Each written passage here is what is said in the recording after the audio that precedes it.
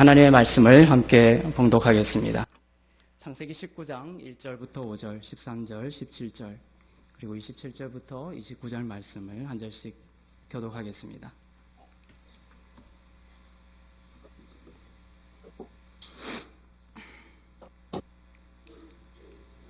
저녁 때 두 천사가 소돔에 도착했습니다.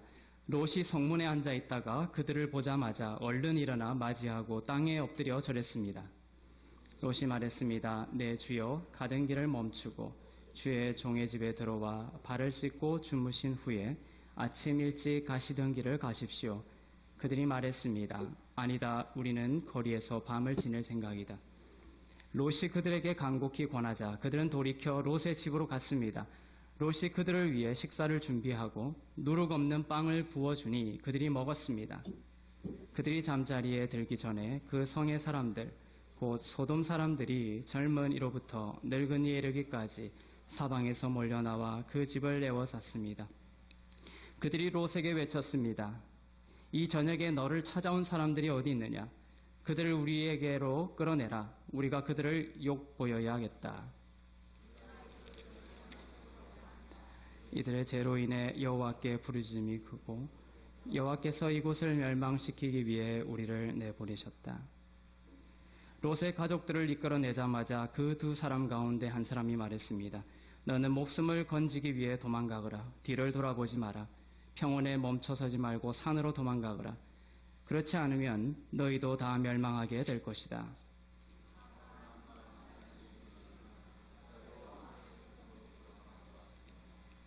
그는 소돔과 고모라와 그 들판에 온 땅을 내려다보았습니다. 그가 보니 그 땅의 연기가 화로에서 피어나는 연기처럼 솟아오르고 있었습니다. 아브라함을 기억하셨습니다. 그래서 롯이 살던 성들을 뒤엎으실세 그 뒤엎으신 가운데서 롯을 구해주셨습니다. 아멘. 오늘은 그 소돔과 고모라에서 롯이 구원받는 이야기입니다. 유황과 불이 쏟아지는 소돔과 고모라에서 롯이 구원을 받습니다.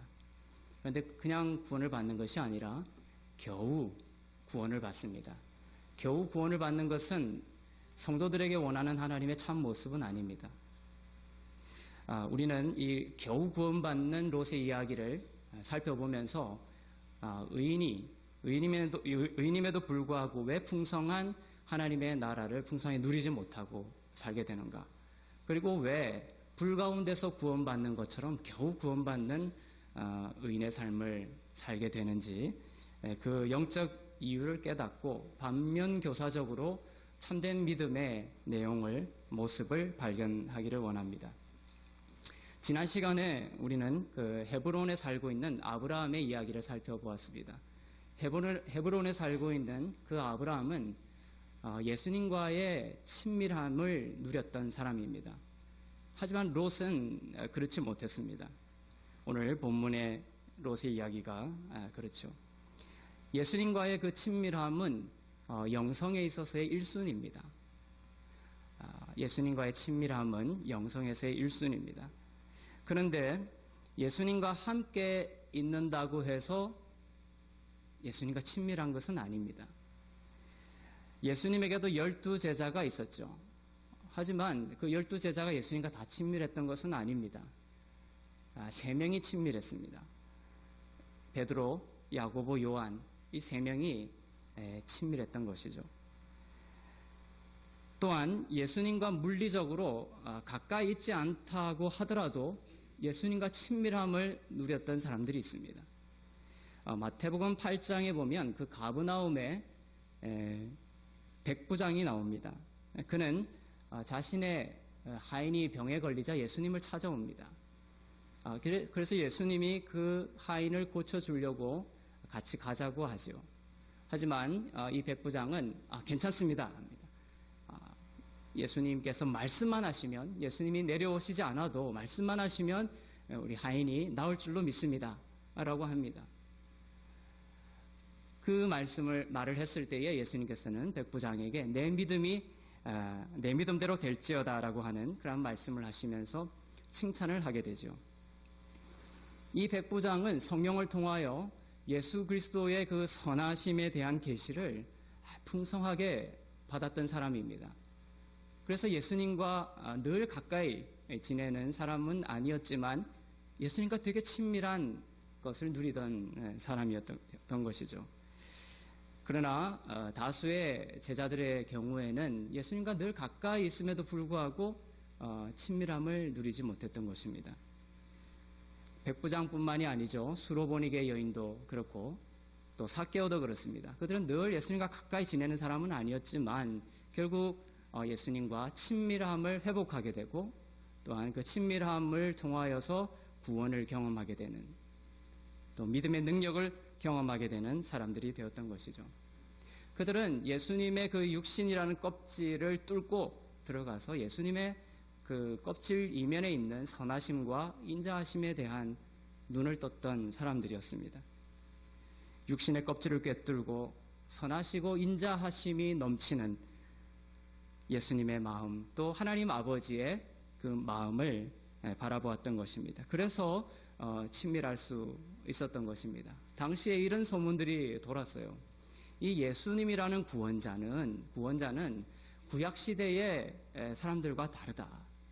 누구든지 죄인이다 하더라도 그들의 희생제사와 그들의 인간적인 노력과 공로 없이도 그들의 죄인된 모습 그대로 나아가면 이 예수라는 구원자는 그들의 죄를 깨끗하게 용서하시는 그러한 분이시다라는 소문이 돌았던 거예요. 이 소문을 이 사람들은 그대로 믿었던 것입니다. 그래서 이 사람들은 멀리서 예수님을 물리적으로 거리가 멀었지만 심정적으로 믿음적으로 예수님과 가까웠던 사람들이었죠. 그러니까 예수님이 지나갈 때 옷기만 만져도 그 능력이 전해져 왔던 것입니다. 이렇게 예수님과의 친밀함은 영성의 1순위다라는 것이죠. 많은 것을 읽지만 성경에서 우리가 많은 성경의 본문들을 읽지만 성경에 무감각해서는 안 됩니다. 성경을 읽을 때에 이 예수님과의 친밀함이 있어야 되는 거예요. 친밀함으로 들어가야 됩니다. 그 성경을 통하여 예수 그리스도의 은혜와 선하심과 인자하심과 죄인을 용서하시고 영원한 구원과 영원한 영생을 그의 피로 주시는 예수 그리스도의 선하심과 인자하심을 믿음으로 받아들여야 됩니다. 저번 시간에도 얘기했듯이 우리가 많은 죄를 고백하며 주님 앞에 나아가지만 결국 다다르지 못하는 많은 경우가 뭡니까? 주님의 용서하심의 빛을 받아들이지 않는 거예요. 결국 그 지점을 넘지 못하는 게 자기 의가 된다. 결국은 정말로 겸손한 사람은 나는 죄 덩어리라는 것을 아예 발견하게 됩니다. 그리고 자기의 의가 무너진다. 겸손한다는 말은 뭡니까? 예수님의 용서하심의 말씀을 그대로 받아들이는 거예요. 거기서 살아나는 겁니다. 의인으로. 그것이 정말로 겸손한 자다라는 것이죠. 아브라함은 그것을 이렇게 겸손하고 또 예수님과 친밀함을 유지하던 그러한 사람이었습니다. 하지만 롯은 그러지 못했습니다. 오늘 소돔이 심판받는 이야기를 하지만 이 소돔이 심판받기 전 저번 주 말씀 후반부에 보면 18장에 보면 롯이 살고 있는 그 소돔에 대한 심판, 그 심판을 저지하기 위해서 누가 기도를 합니다. 아브라함이 롯이 살고 있는 그 소돔의 심판, 하나님의 심판을 저지해달라고 아브라함이 하나님께 중보하는 장면이 나옵니다. 그것이 오늘 본문과 이제 연결이 되는 것이죠. 이 아브라함은 하나님과 친밀함을 누리던 자였는데 이 친밀함을 누리던 자의 기도를 통하여서 어떻게 롯이 구원을 받게 되는지, 어떻게 이 친밀함을 누리던 자의 기도가 어떠한 능력과 또 은혜로 자비로 하나님의 자비하심으로 이어지는지를 우리가 보아야 된다라는 것입니다. 하나님은 소돔과 고모라의 죄악이 정말로 심하다라는 것을 듣게 됩니다. 보게 됩니다. 그래서 그 소돔을 심판하실지를 살펴보고자 내려오십니다. 창세기 18장에서 아브라함을 만나러 온 사람이 소돔을 가기 전에 18장에 아브라함을 먼저 헤브론에 살고 있는 아브라함을 먼저 만나러 옵니다. 세 사람이 온다고 그랬죠. 그 중에 가운데 있는 사람은 성육신 하기 전에 예수 그리스도라고 했습니다. 그리고 두 사람은 천사라고 했습니다. 그런데 오늘 19장을 보면 그 롯이 있는 소돔으로는 두 천사만 간다. 예수님은 아브라함과 대면하고 헤브론에 남아 계십니다. 창세기 18장 22절을 보겠습니다. 예수님은 여호와 하나님은 소돔으로 가지 않고 아브라함과 같이 그대로 남는 장면입니다. 시작. 그 사람들이 그곳을 떠나 소돔을 향해 갔습니다. 그러나 아브라함은 여호와 앞에 그대로 서 있었습니다. 예수님은 가지 않는 거예요. 이것이 아주 결정적입니다. 이 아브라함은 어디에 살고 있다고요? 헤브론. 실제로 가보면 마물의 헤브론은 높은 지대입니다. 아브라함은 높은 지대인 헤브론에 살고 있었어요. 거기서는 멀리 사해가 보입니다. 그리고 소돔과 고모라가 내려다 보입니다. 성도는 이처럼 높은 하늘의 관점을 가진 자들이에요. 높은 하늘의 관점으로 세상을 내려다보는 자들이 성도의 영적 지위다라는 겁니다. 독수리 같은 자들이죠. 세상 가운데 살지만 성도의 영혼은 높으신 하나님의 영광 가운데 있는 것입니다. 세상은 성도의 발 아래에 있습니다. 그래서 성도가 기도할 때 세상이 구원을 받는 거예요. 여러분들의 영적 지위가 아브라함처럼 높은 그 헤브론의 높은 하늘의 관점에 있다라는 것을 여러분이 반드시 기억해야 됩니다. 롯은 그렇지 못했어요. 육신의 정욕을 쫓아서 늘 살던 사람이었습니다. 그래서 자기의 육적 안목을 따라서 아브라함과 땅을 가르는 장면이 나오죠. 앞에. 그래서 너가 동하면 나는 서하겠다. 너가 서하면 나는 동하겠다. 아브라함이 그럽니다. 그래서 롯이 어떻게 합니까? 자기의 육적인 눈으로 봤을 때에 애굽 같고 에덴 동산 같은 눈의 육적인 눈으로 봤을 때 너무나 좋은 땅을 찾아서 갑니다. 그것이 바로 소돔과 고모라였던 것이죠. 롯은 그 소돔에서 정신없이 그 세상 문화가 그렇습니다. 얼핏 보면 정말 화려하고 자기 인생을 즐겁게 할 것 같습니다. 하지만 정작 들어가 보니 롯은 그 정신없이 세상 문화에 죄악된 문화에 휩쓸리면서 살아갑니다. 그리고 거기서 아주 지도적인 위치에까지 올라갑니다. 롯이 성문 앞에서 이 두 천사를 맞이해요. 성문 앞에 앉아 있다라는 말은 지도자급이 됐다라는 얘기예요. 왜냐하면 당시 성문에는 장로들이 앉아 있었거든요. 아브라함도 마찬가지죠. 성문 앞에서 맞이합니다. 이 성문 앞에서 장로들이 모든 것을 심판하고 치리합니다. 롯은 이 세상적인 문화에서 동화되어서 아주 지도자적인 위치까지 올라갔던 그런 사람이 되고 말았던 것입니다. 이 두 천사가 소돔을 심판하기 위해 떠난 것을 보고 아브라함은 누가 걱정이 됩니까? 소돔에 살고 있는 롯이 걱정이 됩니다. 소돔과 고모라가 심판을 면하기를 바랍니다. 조카 롯의 가족들이 안전하기를 바라는 마음입니다. 그래서 아브라함은 여호와 하나님께 담대히 중보기도를 합니다. 하나님이 소돔을 심판하려고 했으면 그냥 가셔서 그냥 심판해버리면 되지 않습니까? 그런데 지금 아브라함의 중보기도를 자꾸 들으신단 말이에요. 여기서 우리는 중요한 교훈을 발견하게 됩니다. 왜 아브라함의 중보기도에 하나님은 신실하게 반응하고 계신가? 하나님은 공의의 하나님이시지만 언제나 이 땅의 누군가의 기도에 응답하는 방식으로 세상을 통치하신다라는 거예요. 여러분의 기도가 하등 쓸모없는 것이 아니다라는 거예요. 하나님의 통치하심에. 이것이 하나님의 일하는 방식입니다. 하나님은 의인의 기도에 응답하심으로 일하십니다. 하나님의 주권 아래에서 이 땅을 그분의 성도들과 함께 다스리고 계십니다. 하나님이 이 땅을 온전히 홀로 다스린다. 맞는 말이죠. 이것이 모순되지 않는다라는 거예요. 성경에서 홀로 다스립니다. 그러나 이것은 하나님께서 성도들의 기도와 선포를 통해서 다스리고 계신다는 것과 모순되지 않는다라는 거예요. 하나님은 성도들에게, 교회에게 뭘 줬다고 했어요? 천국의 열쇠를 주신 거예요. 천국의 열쇠. 여러분들이 영접하고 예수님을 믿게 된 것, 성도가 된 것은 여러분들이 생각하고 있는 것보다 훨씬 많은 권세를 여러분들이 가지고 있는 거예요. 상당히 여러분들은 성도가 된 것에 대한 권세와 특권을 사실 잘 모르고 살아가는 경우가 많다는 겁니다. 하나님께서는 이렇게 성도들에게 그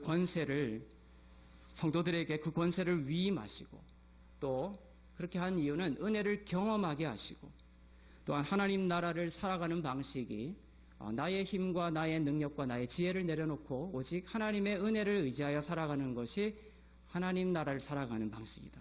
절대 은혜 의존적 삶이 바로 성도의 생활 방식이다. 삶의 양태라는 것을 우리에게 가르치고 계신 것이죠. 아브라함이 소돔의 구원을 위해서 오늘 중보하죠. 그죠? 소돔 심판을 저지해달라고 기도합니다. 그런데 재미있는 표현이 나옵니다. 의인 롯, 이렇게 나옵니다. 의인 롯. 얼핏 롯은 의인이 아닐 것 같다라고 생각하기 쉽지만 성경은 의인 롯이다라고 이야기하는 거예요. 죄악으로 가득 찬 롯이었습니다. 그렇지만 성경은 롯을 지금 의인 롯이다라고 칭하고 있는 거예요. 의인이 된다라는 것은 사람의 행실로 되는 것이 아닙니다. 롯은 은혜로 의인으로 불러내졌습니다. 하나님의 창세전 예정하심을 따라 하나님의 지혜대로 하나님의 섭리와 주권에 따라서 정하심을 따라서 롯이 의인이 된 것이죠. 의인이 늘 넘어지고 죄에 물들었다는 것과 하나님이 그 사람을 정하시고 예수 안에서 의인으로 보신다는 것은 서로 모순된 것이 아니라는 거예요. 사실 따지고 보면 아브라함도 늘 죄 속에서 넘어지고 실패하던 사람이었습니다. 롯도 하나님께 은혜를 입어 의인이 되었고 하나님의 눈에 의로움을 잃지 않던 사람이었다라는 겁니다. 롯의 문제, 롯의 패배는 어디에 있습니까? 롯이 그걸 알지 못했다는 거예요. 롯이 이것을 깨닫지 못하여 의인다운 삶을 살지 못하고 있었다. 베드로 후서 2장에는 무법한 소돔으로부터 의인 롯을 구하시는 하나님의 일이 기록되어 있습니다. 베드로후서 2장 6, 7절을 보겠습니다. 시작. 또한 그분은 소돔과 고모라 성을 심판하셔서 멸망을 받아 잿더미가 되게 하심으로 경건하지 못한 사람들에게 닥칠 일의 본보기로 삼으셨습니다. 그러나 무법한 사람들의 음란한 행실로 인해 고통받는 의인 롯은 구해내셨습니다.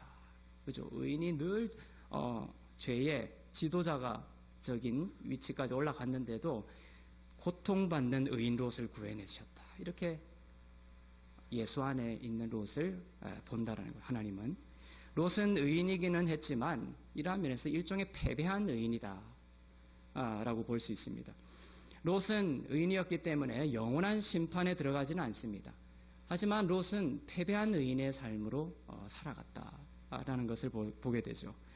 롯은 한 가지의 일에 주목하지 않음으로 인해서 순결하고 거룩한 하나님의 나라의 열매를 누리지 못하고 패배한 것과 같은 그러한 열매의 삶을 살았던 것입니다.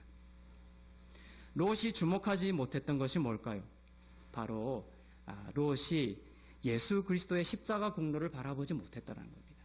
예수 그리스도의 십자가의 공로, 십자가의 보혈로 죄인인 그 자신을 하나님이 의롭게 하셨다라는 그 십자가의 승리 안에서 자신의 정체성을 바라보지 못했다는 거예요. 롯은 죄 속에서 늘 뒹굴면서 어떻게 됩니까?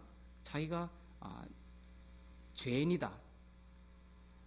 죄인 그 이상은 아니다. 이렇게 생각했던 것입니다.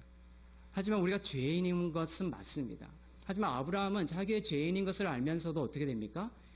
예수님을 바라보고 예수님의 때를 기다리고 예수님을 보고 기뻐했다라고 되어 있죠. 아브라함이. 그래서 아브라함은 늘 죄 속에 넘어지고 하면서도 예수님을 바라보면서 의인으로 살아났던 사람이에요. 하지만 롯은 예수님을 바라보지 못하니까 어떻게 됩니까?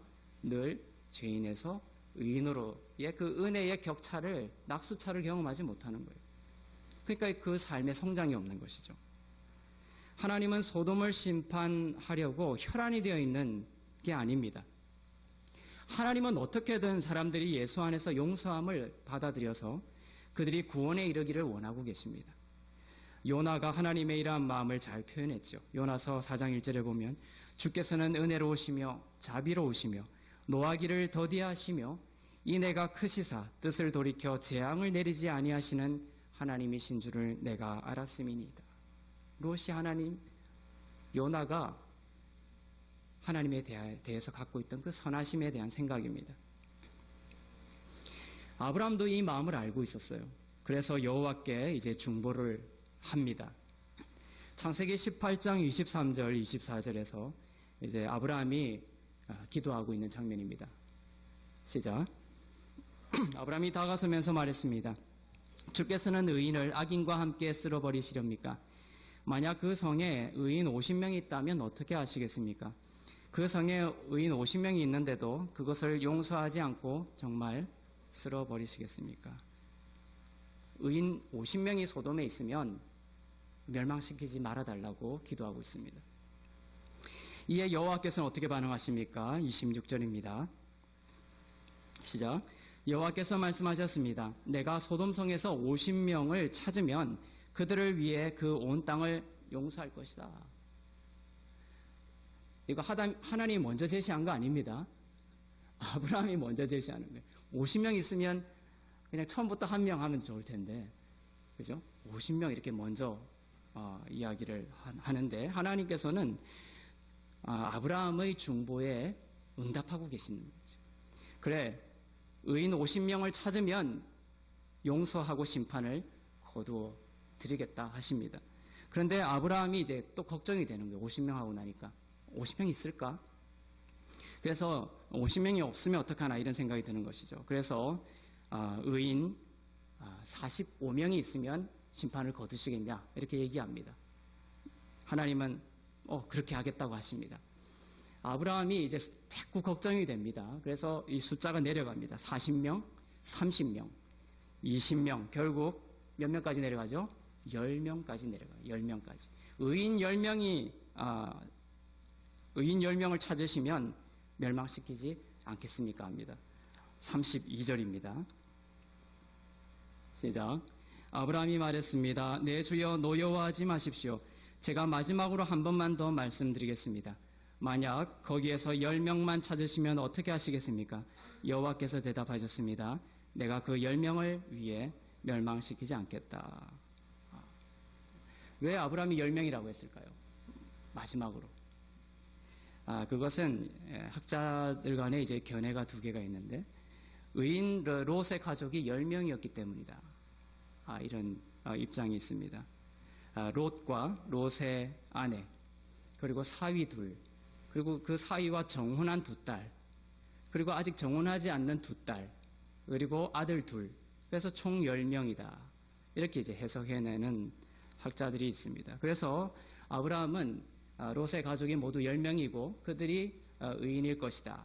그 가족들을 생각해서 10명에서 멈췄던 것이다. 이렇게 이야기하기도 합니다. 또 다른 견해는 아브라함의 가족이 10명이 아니고 8명이다. 우리가 일반적으로 알고 있는 해석이죠. 그 9절에 보면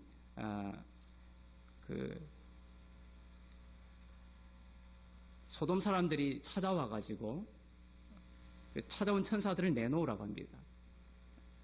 강제로 성관계를 하려고 그러죠. 그럴 때에 롯이 두 딸을, 아직 남자를 가까이 하지 아니한 두 딸을 내어준다. 이렇게 표현이 있습니다. 그때 그 남자를 가까이 하지 않은 두 딸이 두 사위가 또 나오거든요. 그 두 사위와 결혼하기로 약정된, 하지만 잠자리는 하지 않은, 이렇게 두 딸로 해석을 하면 이제 8명이 돼요. 결혼하지 않은 두 딸이 따로 있는 것이 아니라 그 딸이 이제 이제 사위들과 결혼하기로 예정이 된 두 딸로 해석하면 8명이 되는 것이죠. 어찌되었건 아브라함은 롯의 의인임을 알았다면 의인 한 사람으로서도 진노를 거두실 거냐고 하나님께 중보하는 것이 타당했을 것입니다. 아브라함의 중보를 통해서 우리가 배우게 되는 교훈은 아브라함과 같은 믿음의 상속자가 되는 여러분의 기도를 통하여서 사람들이 구원을 받는다라는 거예요. 여러분이 그 예수 이름으로 하는 그 기도의 능력이 세상을 구원한다라는 것을 우리가 볼 수 있습니다. 또한 다른 교훈은 하나님의 마음은 참된 의인이신 예수 그리스도의 이름으로 기도하기를 원하신다라는 거예요. 오늘 10명 의인이라는 말이 자꾸 나오면 우리가 사람 의인, 여기서 더 깊이 우리의 영적인 시선이 들어가야 되는 거예요. 참된 의인이신, 그림자와 같은 인간 의인이 아니라 참된 의인이신, 행위로서도 그렇고 심정적으로 그렇고 영적으로도 그렇고 완전한 모든 면에서 의인이신 한 분이신 예수 그리스도를 생각해야 되는 거예요. 그래서 하나님의 마음은 무엇입니까? 이 롯의 비유들을 통해서 아브라함이 한 분이신 참된 의인이신 예수 그리스도를 붙잡고 그분의 이름으로 기도할 때 소돔을 구원해 줄 용의가 있다라는 하나님의 마음을 읽어야 된다라는 것입니다.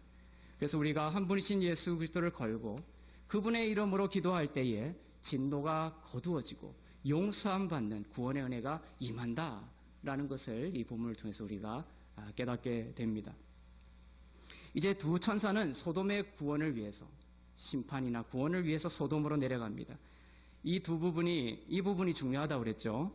바로 18장의 헤브론 아브라함과 달리 소돔으로는 예수님은 가지 않고 두 천사만 간다. 이것이 참으로 결정적인 의미를 함축하고 있습니다. 창세기 19장 1절 2절을 보겠습니다. 두 천사만 등장합니다. 시작. 저녁 때 두 천사가 소돔에 도착했습니다.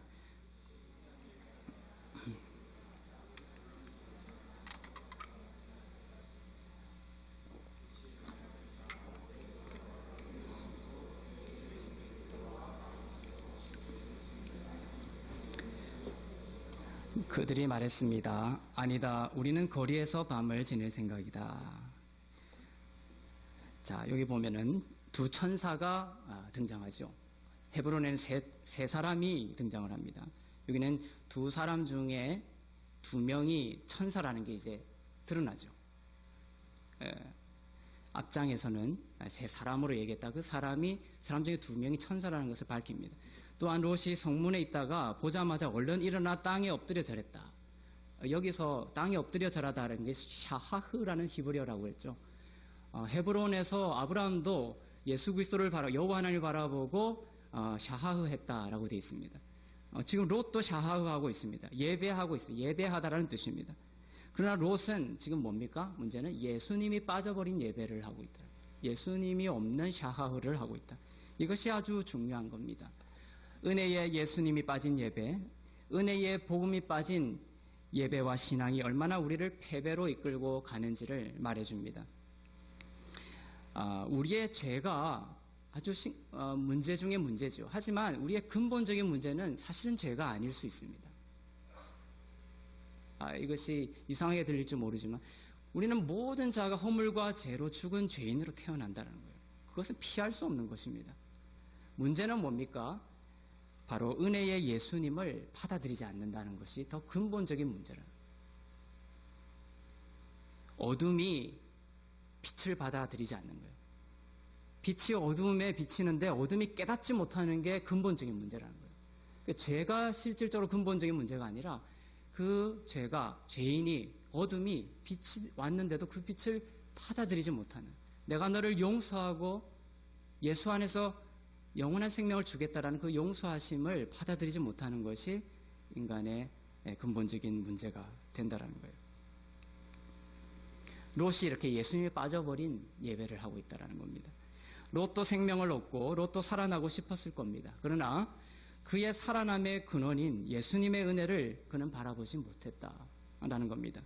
육적인 안목으로만 세상을 바라보던 롯이었습니다. 그래서 애초에 육적인 안목, 그것처럼 애초에 그럴싸한 소돔과 고모라를 선택해 왔던 것이고 그것이 습관이 되었던 거예요. 계속해서 습관이 되어서 결국 결정적인 구원이 필요한 시점에 예수님의 용서하심을 받아들이지 못하는, 그래서 패배한 의인으로 살아가는 롯의 모습을 볼 수 있습니다. 롯은 겨우 간청해서 천사들을 집으로 이제 드립니다. 천사들이 그냥 가겠다고 하는데 롯이 겨우 간청해서 집으로 드립니다. 그런데 이제 예수님을 제대로 바라보지 못하는 롯의 치명적인 실수가 또 나옵니다. 롯이 내어놓는 그 음식을 통해서 롯의 영적인 상태를 우리가 추론해 볼 수 있습니다. 롯이 내어놓은 그 음식에는 뭐가 있습니까? 송아지의 그 죽음이 없습니다. 즉 보혈이 없습니다. 십자가가 없습니다. 그냥 무교병만 있습니다. 헤브론에서 아브라함이 예수님께 내놓았던 것에는 무교병하고 또 뭐가 있죠? 송아지가 있는 거예요. 피 흘린 송아지가 있는 겁니다. 하지만 오늘 본문에서 19장에서 롯은 무교병만 내놓고 있다는 거예요. 피 흘린 송아지를 내놓고 있지 않습니다. 창세기 19장 3절입니다. 시작. 롯이 그들에게 간곡히 권하자 그들은 돌이켜 롯의 집으로 갔습니다. 롯이 그들을 위해 식사를 준비하고 누룩 없는 빵을 구워주니 그들이 먹었습니다. 누룩 없는 빵, 무교병만 대접합니다. 누룩 없는 빵을 내어준 게 무슨 잘못이냐? 빵이라도 내어준 것이 잘한 것 아니냐? 이렇게 접근하면 안 되는 것이죠. 그것은 껍질로 읽을 때의 말이고요. 18장에서 아브라함이 내어놓은 것과 이 비교를 해서 우리가 읽어야 되는 것입니다. 저번 시간에도 함께 나누었듯이 이 무교병, 빵은 예수님의 흠 없는, 누룩 없는, 점도 없고 흠도 없는 완벽한 예수님의 삶, 예수님의 인격, 예수님의 생명을 말합니다. 하지만 송아지를 드렸다라는 것은 송아지를 죽여야 되는 거예요. 송아지를 죽여서 피를 흘려야 되는 겁니다. 그래서 송아지를 드리는 것은 곧 피 혹은 포도주, 예수님의 그 십자가의 보혈을 뜻한다고 볼 수 있습니다. 예수님의 십자가의 보혈이 없는 무교병만 있는 생명은 가짜라는 것이죠. 무교병, 즉 주님의 생명만 가질 수는 없어요. 혹자는 예수님이 역사상 위대한 인물이다라고 하면서도 십자가 이야기는 빼버립니다.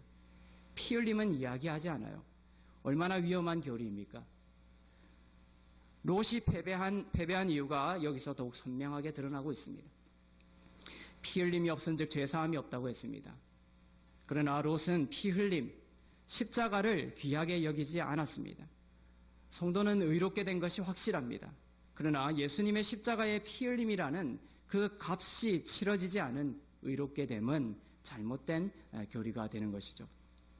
십자가의 교리가 중심이 되지 않으면, 즉 죄인의 모든 죄가 십자가의 그 피 흘리심, 예수 그리스도의 피 흘림이라는 그 대속적인 형벌로 인하여 그 죄가 용서함 받았다는 그 진리가 중심이 되지 않으면 롯처럼 겨우 구원받는 의인의 삶을 살게 된다라는 겁니다. 성경에 보면 불 가운데서 겨우 구원받는다라는 표현이 나오죠. 그 바로 롯을 두고 하는 이야기입니다. 가까스로 빠져나가는 겁니다.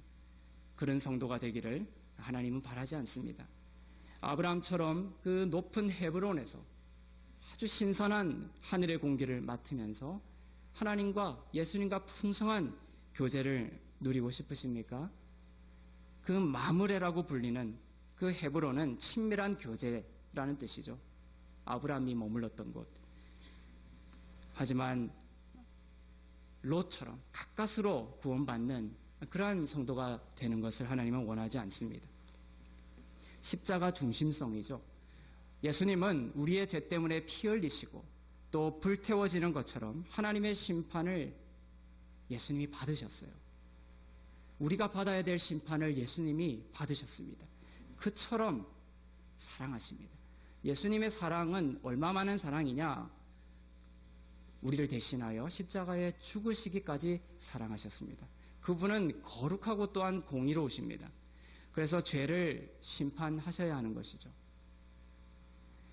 공의롭고 거룩하신 하나님께서 죄인을 용납하실 수 있는 것은 단 한 가지의 방법밖에 없습니다. 바로 십자가, 그것을 통해서밖에 없습니다.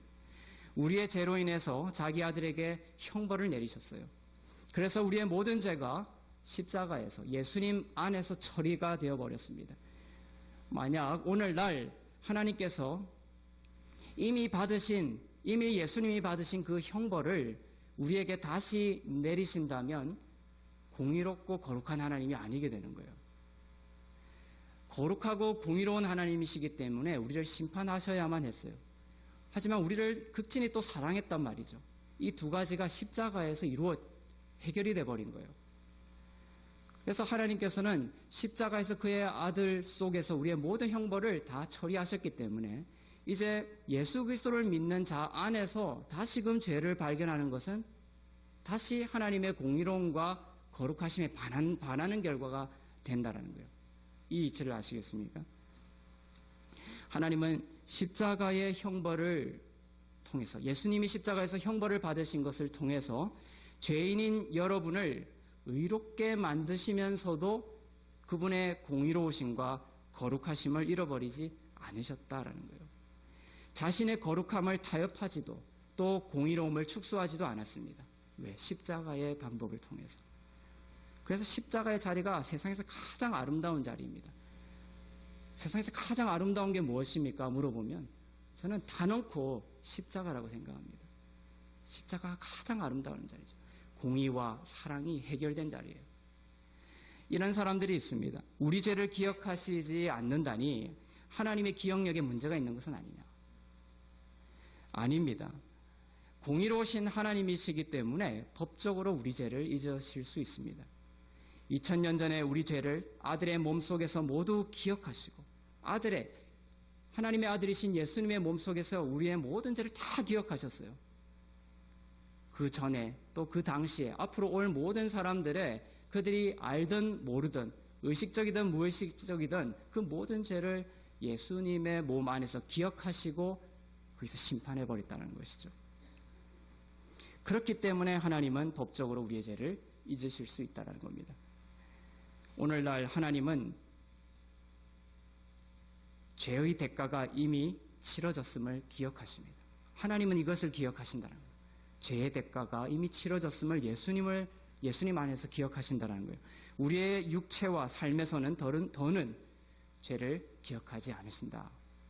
성도가 예수 그리스도 안에 있는 새 언약 아래에 있는 자들이기 때문입니다. 히브리서 8장 12절입니다. 네, 시작. 내가 그들의 불의를 긍휼히 여기고 그들의 죄를 더 이상 기억하지 않을 것이다. 이것이 바로 히브리서 8장 8절부터 이어지는 새 언약 아래에서 이어지는 새 언약의 내용입니다. 롯은 누룩 없는 빵만 대접했습니다. 피 흘림 없는 죄사함이 없습니다. 피 흘림이 있기 때문에 부활로 인한 의로움이 있습니다. 내 능력과 내 공로로 의로움을 성취한 게 아니라는 거예요. 십자가의 피 흘림을 기초로 의로움에 이르게 된 것이다. 우리 아들과 딸을 보혈로 덮으세요. 여러분의 삶과 여러분의 가정과 여러분의 모든 직장, 여러분의 인생 가운데 보혈로 덮으십시오. 이 보혈이 여러분을 보호해 주실 겁니다. 보혈로 덮고 의로움의 권세를 대언하십시오. 여러분에게 천국의 열쇠를 주셨어요. 부활의 능력이 일어날 것입니다. 이 무교병을 천사들에게 드린 후에 사건이 급박하게 진행됩니다. 소돔 사람들이 몰려와서 집을 에워싸고 그 두 천사를 내어놓으라고 합니다. 롯이 수습을 위해 나가죠. 그리고 이런 제안을 합니다. 이 두 천사는 내어줄 수가 없다. 대신 누구를 내어준다? 자기의 두 딸을. 남자를 가까이 하지 아니한 두 딸을 내어주겠다라고 합니다. 그리고 두 딸을 내어줄 테니까 너희 좋을 때라고 하라고 합니다. 롯이 얼마나 타락했으면 두 딸을 내놓겠다고 했을까요? 롯은 이처럼 패배한 의인이었습니다. 늘 죄와 타협하며 살았습니다. 근본적으로는 자신이 은혜 입은 의인이다라는 그 정체성을 깨닫지 못했기 때문입니다. 우리가 죄인으로 출발합니다.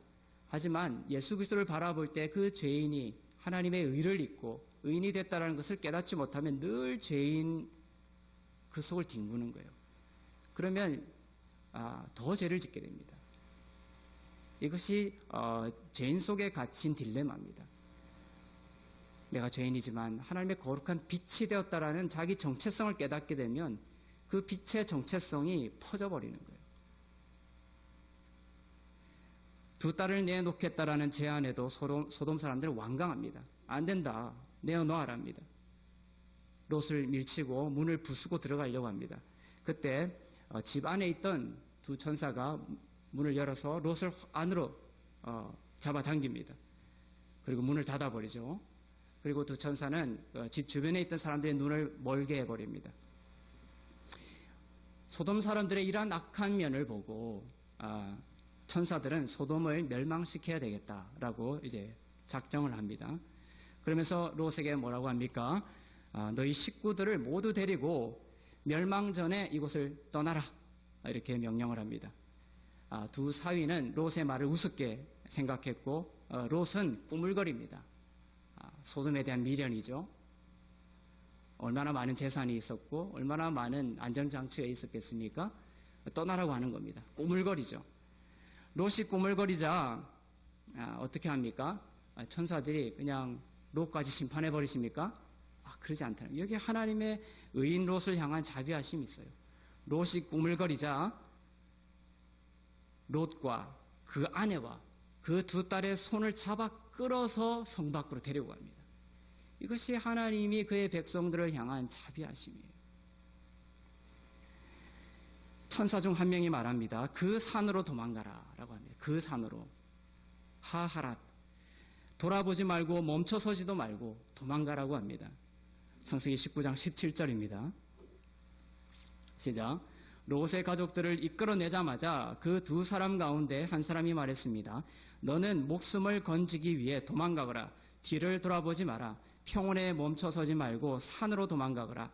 그렇지 않으면 너희도 다 멸망하게 될 것이다. 도망가라는 것이죠. 소돔에서. 이 세상의 힘의 원리를 따라 사는 게 이렇게 좋아 보여도 그렇지가 않습니다. 은혜와 진리를 따라 사는 것, 그것이 훨씬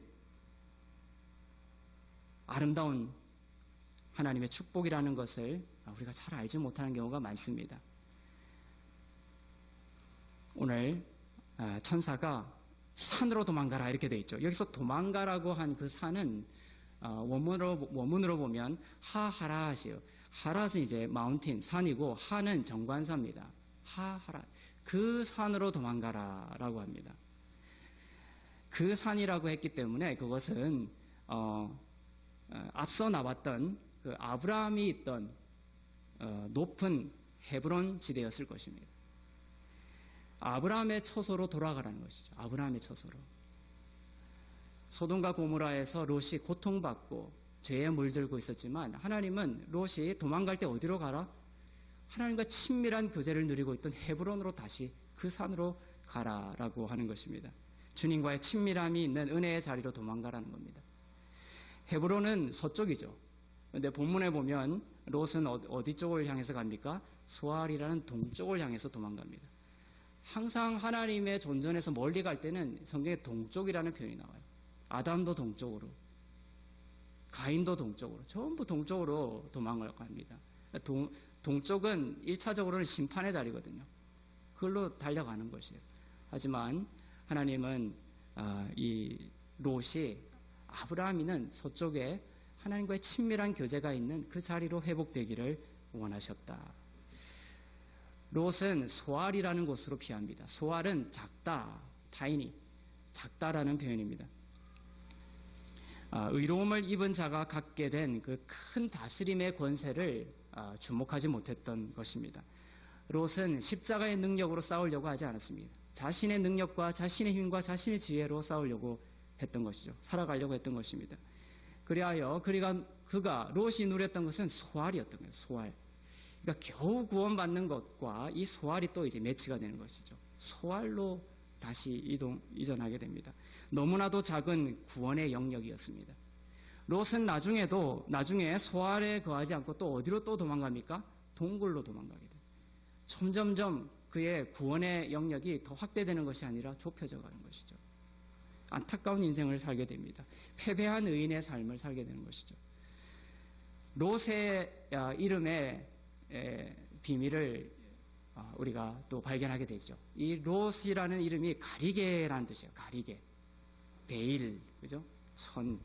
얼굴을 가리는 가리개입니다. 롯은 십자가의 그 완성된 공로에 대해 눈이 가려졌던 것입니다.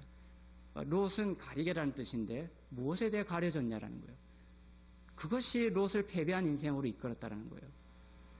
성도들 가운데 아직 눈이 가려진 분들이 많습니다. 예수님은 율법을 완성하셨어 하면서도 믿지를 못하는 거예요. 고린도후서 3장 15절 16절에 보면 이 가리개가 나옵니다. 이 가리개는 율법의 가르침을 말합니다. 고린도후서 3장 15절 16절입니다. 시작. 오늘날까지도 모세의 글을 읽을 때마다 수건이 그들의 마음을 덮고 있습니다. 그러나 주께로 돌아갈 때마다 수건은 벗겨집니다. 그렇죠? 모세의 글을 읽을 때에 눈이 가려져 있는 거예요. 모세의 글을 율법으로 받아들여서 그 율법이 내 삶을 구원해 줄 거라고 믿는 것.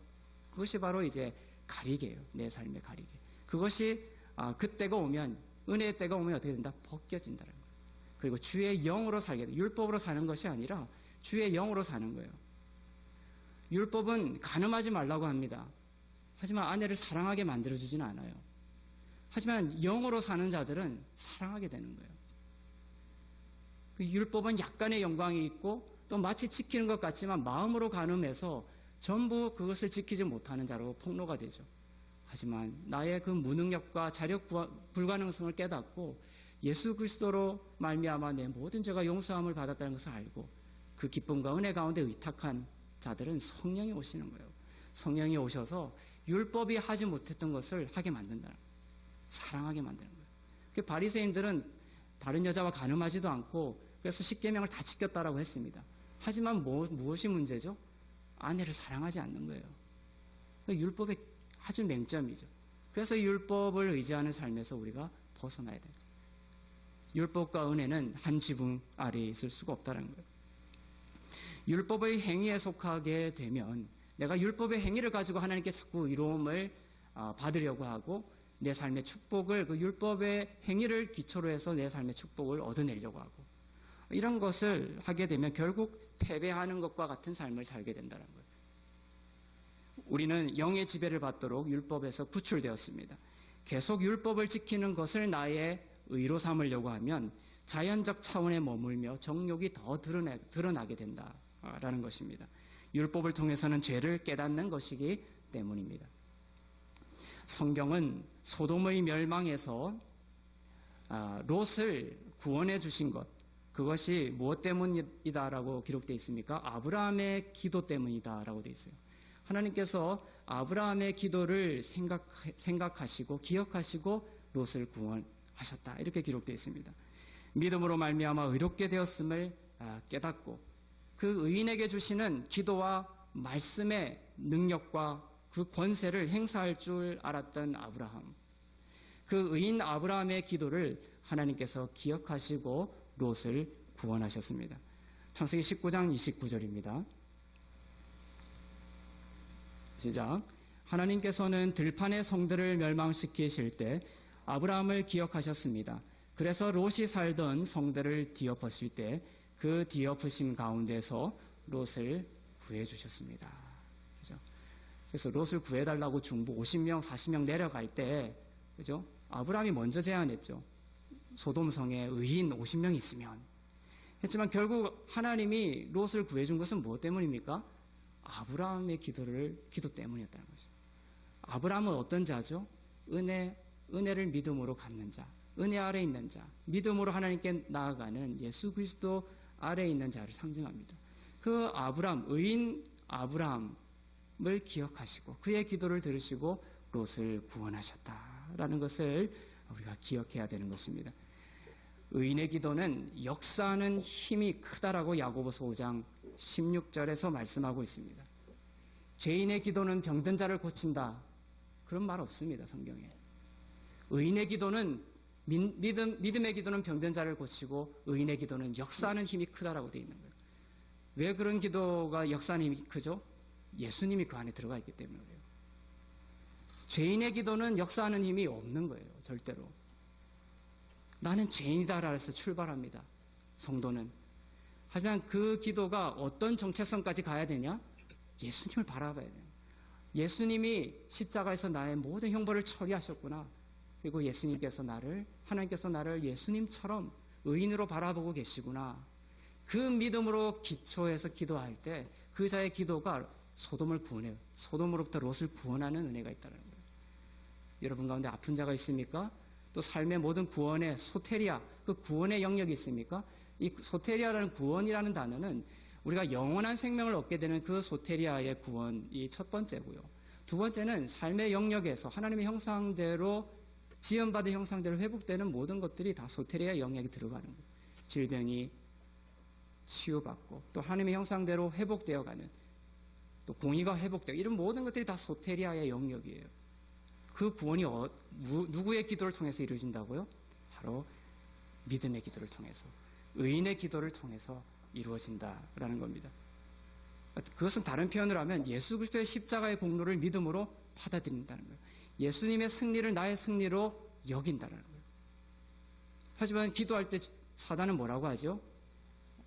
예수님 자꾸 바라보지 못하게 합니다. 오늘 너가 어떻게 살았는지를 바라보게 하고 기도가 무너지게 만든다는 거예요. 기도할 때 자꾸만 우리의 마음속에 내가 오늘 잘못했던 것, 그죠? 또 나의 자격, 이것들이 자꾸만 밀려드는 거예요. 그것이 한편으로는 나를 거룩함에 이르게 하는 것이구나 이렇게 잘못 생각하면 안 된다는 거예요. 기도의 힘을 무너뜨리려는 사단의 전략일 수 있다는 거예요. 그것은 실존적인 나의 모습이기는 합니다. 실질적으로 나의 제된 모습들이 매일 엄청나게 폭로됐죠. 내가 감당할 수 없을 정도로. 하지만 그것을 내가 처리하려고 하는 게 나의 의라는 거예요. 그때 내가 처리할 수 없음을 알고 십자가를 바라봐야 돼요. 십자가를 바라보면 노뱀을 보는 자마다 살아나 버린 거예요. 보는 자는 살아난 거예요. 너무나 간단한 겁니다. 이 죄를 처리할 수 있는 것을 나의 힘으로 하려고 하면 방법이 없는 거예요.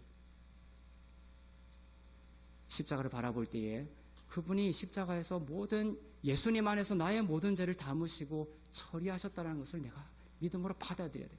이것이 쉬운 것 같아도요, 되게 힘들어요. 왜냐하면 육은 나의 힘이 가미되는 것을 원하거든요. 어떻게든 내 힘과 내 노력이 들어가야 정말 내 것인 것 같거든요. 그게 바로 인간의 죄성인 거예요. 인간은 정말 어쩔 수 없구나라는 것을 그냥 근본적으로 깨달아 버려야 됩니다. 그럴 때 십자가에 바라볼 때에 정말 나의 모든 죄가 예수님 안에서 깨끗게 되었구나. 예수님이 정말 아름답죠. 그것처럼 나를 아름답게 보시구나 라는 자유의 자리로 도망가야 되는 거예요. 십자가에 완성된 그 공로를 인해서 죄사함과 의롭게 하심을 입은 것을 깨닫고 예수의 이름으로 기도하는 그 의인의 기도는 수많은 패배한 기독교인 형제들을 구하는 능력이 될 것입니다. 여러분들의 그 기도를 기억하시고 그들을 구해 주실 겁니다. 여러분의 인생도 큰 구원을 날마다 경험하게 될 것입니다. 산 위의 아브라함과 같은 인생을 사시기를 바랍니다. 높은 하늘의 관점을 가지시기를 바랍니다.